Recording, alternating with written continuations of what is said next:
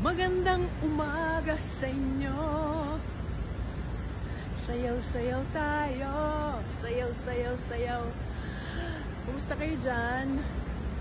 Sa mga nangyayari ngayon sa ating bayan. Para sa akin, kailangan nating padalan ng good wishes, ng prayers, ng blessings.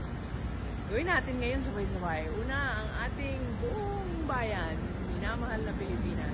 Prayers, good wishes, blessings sa ating pamahalaan. Sa mga namamahala, good wishes sa inyo. Gawin ninyo yung nararapat. Sa government, sa private, sa lahat ng mga mamamayan. Magtiwala tayo. Dumarating na ang araw nila. Eto na nga. So, magtiwala tayo. Gawin natin ang dapat natin gawin araw-araw.